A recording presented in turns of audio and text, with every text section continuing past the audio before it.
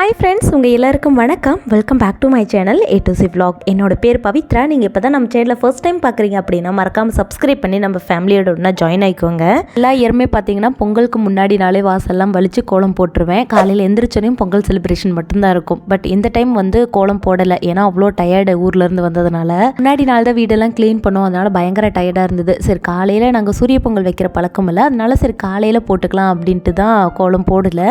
தை 1 அன்னைக்கு காலையில் வீட்டு குட்டீஸ் எல்லாம் ஆஜராயிட்டாங்க. ஸோ அப்போ தான் கோலம் போடவும் ஆரம்பித்தேன். அவங்களுக்குமே அது ஒரு நல்ல என்டர்டைன்மெண்ட்டாக இருந்தது. நான் இன்ஸ்டாவில் தான் இந்த கோலம் பார்த்தேன், பட் அவங்க போட்டிருந்தது இன்னும் சூப்பராக வந்தது. எனக்கு அந்தளவுக்கு வரல, சரி ஏதோ நம்மளுக்கு வந்த அளவுக்கு போட்டுக்கலான்னு சொல்லி சிம்பிளாக எனக்கு வந்த மாதிரி நான் போட்டு முடிச்சிட்டேன். கோலம் போட்டு முடிக்கிறதுக்குள்ளே பயங்கரமாக டயர்ட் ஆகிட்டோம். ஊரே வந்து பொங்கல் கொண்டாடுது, நம்ம வந்து சூரிய பொங்கல் வைக்கலையேங்கிற ஒரு வருத்தம். அத்தை வந்து கண்டிப்பாக நெக்ஸ்ட் இயர்லேருந்து வச்சுக்கலாம் அப்படின்ட்டு இருக்காங்க.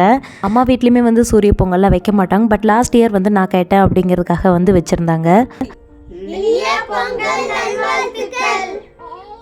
பிரேக்ஃபாஸ்ட் எல்லாம் சாப்பிட்டு முடிச்சதுக்கு அப்புறமேட்டு தான் பொங்கலுக்காக ரெடியானோம். பசங்க பொக்குன்னு போயிடுவாங்களே அப்படிங்கிறதுக்காக அத்தை வந்து சக்கரை பொங்கல் வந்து கேஸ் ஸ்டவ்லேயே வச்சு கொடுத்துருந்தாங்க. ஆள் இல்லாத நம்ம ஊர் ரோட்டில் ஜாலியாக வண்டி ஓட்டுறதே ஒரு சுகம் தான். ஈவினிங் டைமுக்கு மேலே கிளம்பி என்னோட பெரிய மாமியார் வீட்டுக்கு போயிருந்தோம். பக்கத்துலேயே ஒரு ஆஞ்சநேயர் கோயில் இருந்தது, அங்கே போய் அப்படியே ப்ரே பண்ணிவிட்டு கொஞ்சம் நேரம் கோவிலில் இருந்துட்டு அதுக்கப்புறம் வீட்டுக்கு வந்துட்டோம். ஃபஸ்ட்டு டே பொங்கல் செலிப்ரேஷன் வந்து ரொம்ப சிம்பிளாகவும் மனசுக்கு பிடிச்ச மாதிரியும் அமைஞ்சிருச்சு. இது வந்து செகண்ட் டே மாட்டு பொங்கல். செம்ம எக்ஸைட்மெண்ட்டான ஒரு டே. எஸ், ஆடு மாடு வளர்த்துற எல்லாத்துக்குமே நான் சொல்கிறதோட மீனிங் கண்டிப்பாக உங்களுக்கு புரியும்.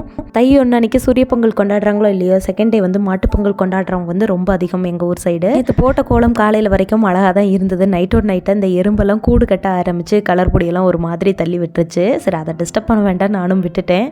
அன்றைக்கி நாள் கொஞ்சம் பரபரப்பாகவே தான் ஸ்டார்ட் ஆச்சு. பின்னாடி காலத்தில் ஒரு சின்ன கோலம் எப்பயுமே போடுவேன், ஏன்னா பின்னாடி சைடு தான் வந்து நாங்கள் சாமி கும்பிடுவோம். பட் கோலம் போடவே இல்லை, காலையில் தான் எந்திரிச்சு கோலம் போட்டுட்டு இருந்தேன். அதுவும் இந்த வருஷம் எதுவும் கலர் கோலப்படி வாங்கவே இல்லை. லாஸ்ட் இயர் என்ன வாங்கணுமோ அதையே வச்சு இந்த வருஷமும் யூஸ் பண்ணிக்கிட்டோம். வீட்டு குட்டீஸ்லேயே ஒன் ஆஃப் த சமத்து குட்டியுமே என்ன வேலை சொன்னோம் அப்படின்னாலும் பொறுப்பாக உட்காந்து செஞ்சுட்டு இருப்பான். முன்னாடி நான் ஒரு கோலம் போடலான்னு பார்த்தா இவனுங்க பானை கோலம் தான் வேணும் அப்படின்னதுனால சிம்பிளாக ஏதோ எனக்கு தெரிஞ்ச மாதிரி ஒரு பானை வரைஞ்சி விட்டுட்டேன்.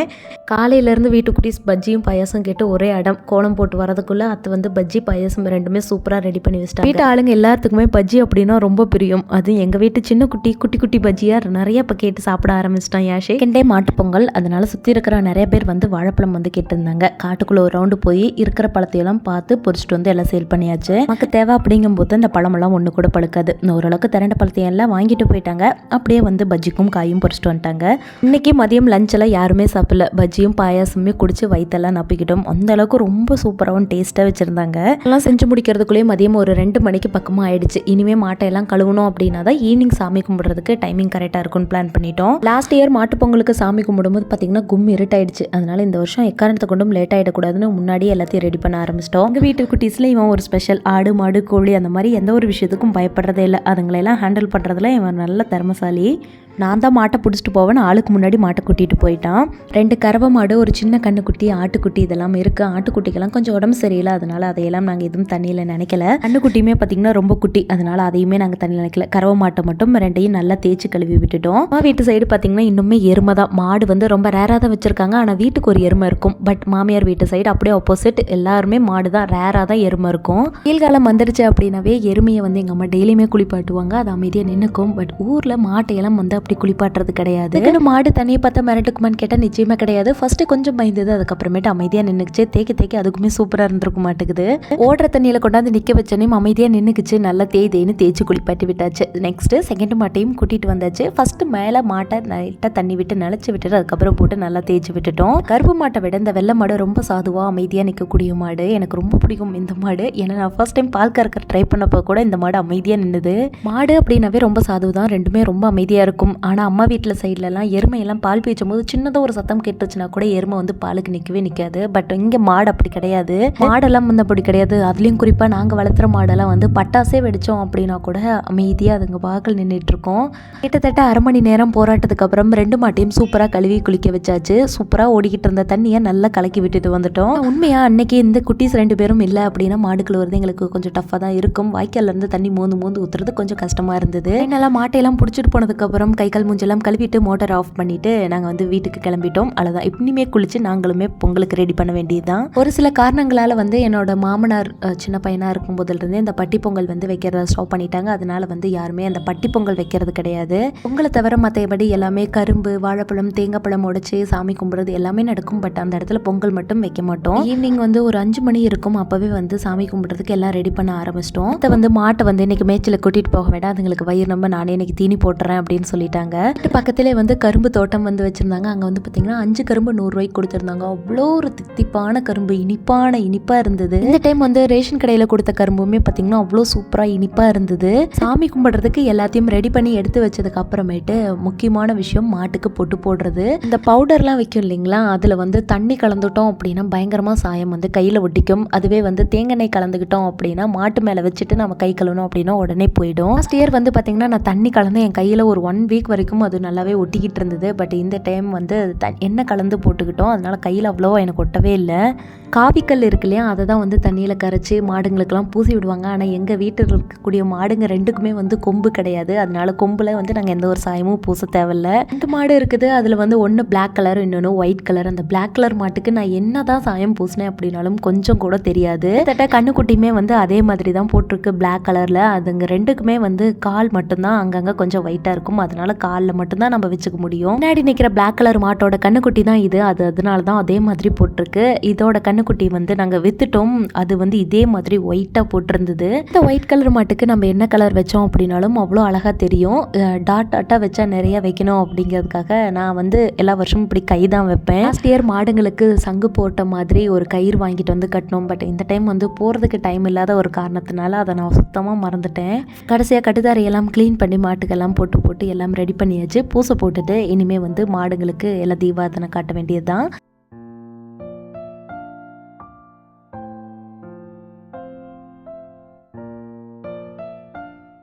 பூஜையெல்லாம் முடிஞ்சதுக்கு அப்புறமேட்டு படையில் இருக்கக்கூடிய வாழைப்பழம் எப்பயுமே வந்து மாடுங்களுக்கு தான். எவ்வளோ சாப்பிடுதோ அவ்வளோவையும் கொடுத்துருவோம். ராஷிக் லாஸ்ட் இயர் ரொம்ப குட்டி பையனாக இருந்தால் அவனுக்கு இதெல்லாம் எதுவும் ஞாபகம் இல்லை. பட் இந்த டைம் வந்து நல்லாவே என்ஜாய் பண்ணுனா. காலங்காலமாக எவ்வளோ செல்வங்கள் இருந்து அழிந்தாலும் எவ்வளோ கஷ்டத்திலும் எங்களை கை கொடுத்து காப்பாற்றி விட்டது வந்து இந்த கோமாதா தான். இதுங்க நல்லா இருந்தால் மட்டும்தான் நாங்களும் நல்லா இருக்க முடியும்.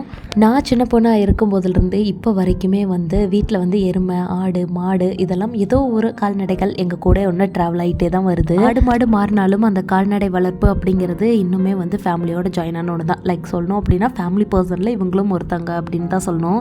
நான் முன்னாடியே சொல்லியிருந்தேன் இல்லையா, கரும்பு வந்து நெட்டு வைப்போம், ஆனால் பொங்கல் மட்டும் வைக்க மாட்டேன்னா அந்த கரும்போட தாளையெல்லாம் வெட்டி மாடுங்களுக்கு வந்து அப்போவே கொடுத்துருவோம். அரௌண்ட் ஈவினிங் ஒரு 5:30 இருக்கும்.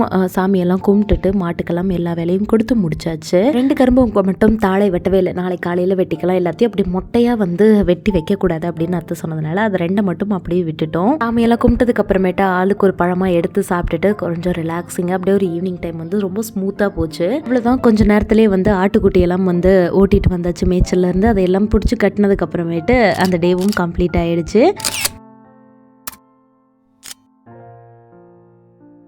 டே 3 இது வந்து பார்த்தீங்கன்னா காணும் பொங்கல். அப்படியே டே எங்கே ஸ்டார்ட் ஆகுது அப்படின்னா கோயம்புத்தூரில் தான். காணும் பொங்கல் அன்றைக்கி ஃபேமிலியோட எல்லாரும் சேர்ந்து மேட்டூர் போகலாம். அங்கே வந்து ஃபிஷ் எடுத்து கொடுத்துட்டோம் அப்படின்னா குக் பண்ணி குழம்பு வச்சு கொடுத்துருவாங்க. சரி கொஞ்சம் நேரம் பசங்களோட பார்க்கில் விட்டு என்ஜாய் பண்ணிட்டு வரலான்னு நினச்சோம். ஆனால் திடீர்னு பிளான் வந்து கேன்சல் ஆகிடுச்சு. எந்த ஒரு முன்னேற்பாடும் இல்லாமல் திடீர்னு பிளான் பண்ணி நான், அத்தை, ராஜேஷ், என்னோட தம்பி, அப்புறம் என்னோட மாமா பொண்ணு ரிதன்யா எல்லாரும் கிளம்பி கோயம்புத்தூருக்கு ஈசா பார்க்க போயிட்டோம். இந்த வழி எல்லாமே வந்து பார்த்தீங்கன்னா பாக்கு வந்து அதிகமாக வச்சுருந்தாங்க. பாக்கு, தென்னை, வாழை இதெல்லாம் வந்து பார்க்குற இடமெல்லாம் இருந்தது. அந்த பாக்கு தோட்டத்தை பார்க்க உண்மையாக அவ்வளோ அழகாக இருந்தது. எல்லாமே வந்து பாக்கு போடலாம் அப்படிங்கிற ஒரு ஐடியாவில் தான் இருக்கிறோம். பார்க்கலாம் அது எவ்வளோ சீக்கிரம் வந்து பிளான் எக்ஸிக்யூட் ஆகுது அப்படின்னு. ஈசாக்கு போகணும் அப்படிங்கிறது 1 நாள் 2 நாள் இல்லை, தஞ்சாவூர் கோயிலுக்கு போகிற மாதிரி தான் ரொம்ப வருஷமாக போட்ட பிளான். பட் சடனாக அன்பிளானாக வந்து நான் கிளம்பி போகிற மாதிரி ஆயிடுச்சு. ஈஷா கோவில் வரைக்குமே வந்து பார்த்தீங்கன்னா அவ்வளோ பாக்கு தோட்டம் வந்து நிறைய வச்சுருந்தாங்க. முன்னாடியே வந்து பார்க்கிங்கில் எதுவும் கிடையாது.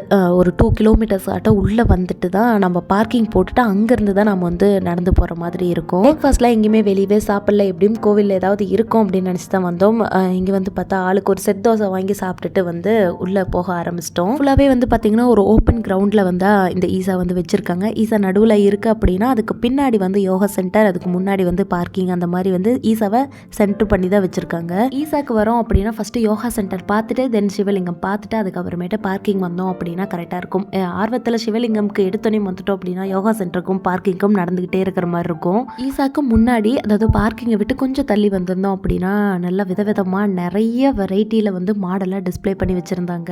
நாட்டு மாட்டிலே பார்த்தீங்கன்னா அவ்வளோ வெரைட்டி, அதுலேயும் ஒரு சில மாடெல்லாம் அழிந்து வரக்கூடிய இனங்களை எல்லாம் வந்து பிக் பண்ணி எடுத்து வச்சுருக்குறாங்க. அவ்வளோ சூப்பராக இருந்தது எல்லா மாட்டையும் பார்க்க. ஆனால் ஒன்று கூட சைஸு சின்னதாக இல்லை. வித்தியாசமாக மாட்டை பார்க்கணும் அப்படின்னு நினச்சோம்னா கண்டிப்பாக நம்ம வந்து இந்த ஈசாவில் இந்த இதெல்லாம் வந்து ட்ரை பண்ணி பார்க்கலாம். இதுலேயுமே வந்து டிவிஷன் பண்ணி வச்சுருப்பாங்களாட்டுக்குது. லைக் டிஸ்பிளே பண்ணுறதுக்கு ஒரு செட் ஆஃப் மாடு, மாட்டு வண்டிக்கு ஒரு செட் ஆஃப் மாடு, மேய்ச்சலுக்கு ஒரு மாடு, அந்த மாதிரி வந்து பிரித்து வச்சுருக்காங்க. மேபி அதெல்லாம் சேஞ்ச் பண்ணுவாங்களா இல்லை அதே தான் வச்சுருப்பாங்களான்னு எனக்கு தெரியலை. நான் உள்ளே நிற்க வச்சுருந்த மாட்டிலையும் சரி, மாட்டு வண்டி இழுக்கக்கூடிய மாடுகளும் சரி, ஒன்று கூட வந்து அப்படியே நோஞ்சானா இருக்குது, மாடு பாவமாக இருக்குன்னு சொல்ல முடியாது. எல்லாத்துக்கும் நல்ல சாப்பாடு வைக்கிறாங்க. இதில் நான் பார்த்தது இந்த கேரளாவை சேர்ந்த ஒரே ஒரு மாடு மட்டும்தான் ரொம்ப குட்டை மாடாக இப்போ காட்டிகிட்டு இருக்கேன் பார்த்தீங்களா. இது மட்டும்தான் இப்படி குட்டை மாடு, மற்றபடி எல்லாமே பெரிய பெரிய மாடுகள் தான். ஜல்லிக்கட்டு மாடு, இந்த நாட்டு மாட்டோட வெரைட்டி எல்லாம் தெரிஞ்சுக்கணும் அப்படின்னா கண்டிப்பாக நீங்கள் ஈசாக்கு வந்து இந்த மாட்டோட வெரைட்டி எல்லாம் பார்க்கலாம். அவ்வளோ அழகழகாக ஃபஸ்ட் டைம் நான் இவ்வளோ வெரைட்டியில் பார்க்குறேன். ஹேண்டில் பண்ணிகிட்டே இருக்கிறதுனால வந்து இவங்களுக்கெல்லாம் அந்தளவுக்கு பயம் இல்லை. உண்மையாக நம்மளுக்கு கிட்ட போகவே அவ்வளோ பயமாக இருக்குது. நம்மளுக்கு வேணும் அப்படின்னா காசு கொடுத்து மாடுங்களுக்கு வந்து ஃபுட்டு நம்ம கூட ப்ரொவைட் பண்ணலாம். இந்த மாடெல்லாம் பார்த்ததுக்கு அப்புறமேட்டா நேராக அப்படியே ஈசாக்கு கிளம்பி போக ஆரம்பிச்சிட்டோம். அதை தான் சொன்னேன் இல்லையா, சென்டரில் தான் வந்து ஈசா இருக்குது. ஸோ அவ்வளோ சூப்பராக இருந்தது இந்த ஸ்டாச்சு.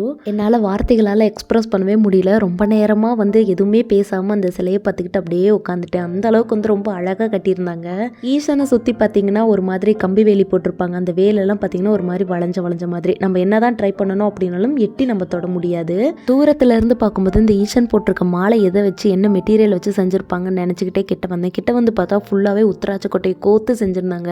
சின்ன இடத்துல ஒரு குட்டி குப்பை கூட பார்க்க முடியாது. ஆளுங்க நீட்டாக அதை மெயின்டைன் பண்ணி பொறுக்கிக்கிட்டே தான் இருந்தாங்க.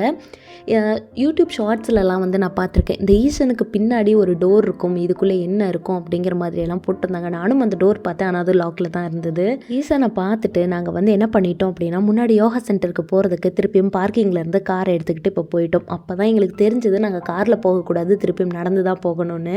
ஷோராக சொல்லணும் அப்படின்னா ஒரு 3 டைம் வந்து நாங்கள் வந்து நல்லா சுற்றிட்டோம். அதுக்கப்புறம் தான் எங்களுக்கு தெரிஞ்சது ஓகே பார்க்கிங் லாஸ்ட்டில் தான் இருக்குது, மிடில் சிவன் இருக்குது, லாஸ்ட்டில் வந்து அந்த யோகா சென்டர் இருக்குது அப்படிங்கிறது. நான் சொன்னேன் இல்லையா வெரைட்டியாக மாடெல்லாம் பாருங்கள் எவ்வளோ மேய்ச்சிட்ருக்குறாங்கன்னு. அகெயின் காரை கொண்டு வந்து பார்க்கிங்கில் போட்டுட்டு அந்த பார்க்கிங்கில் இருந்து அந்த ஈசா வரைக்கும் வந்து பார்த்திங்கன்னா எலக்ட்ரிக் வண்டி, ஈசாலேருந்து அந்த யோகா சென்டர் போகிறதுக்கு மாட்டு வண்டி வந்து ப்ரொவைட் பண்ணிகிட்ருக்காங்க. பர் பர்சனுக்கு வந்து 10 ரூபி வந்து இதுக்கு சார்ஜ் பே பண்ணுறணும். சின்ன வயசுலேருந்து மாட்டு வண்டியில் போன எக்ஸ்பீரியன்ஸ் எனக்கு சுத்தமாக கிடையாது. நான் அந்த மாடெல்லாம் இழுக்கும்போது பார்க்க எனக்கு அவ்வளோ பாவமாக இருந்தது, இது எப்படா இழுக்கும் அப்படின்னு. இந்த மாட்டு வண்டியெல்லாம் ஓட்டுறாங்க இல்லையா, அவங்க வந்து என்கிட்ட சொன்னது என்னன்னா அந்த காலத்து அந்த மரச்சக்கரத்தில் வந்து மாட்டு வண்டி செஞ்சுருக்காங்க இல்லையா, அதுதான் வந்து மாட்டுக்கே ஃபுல் வெயிட்டும் போகும்.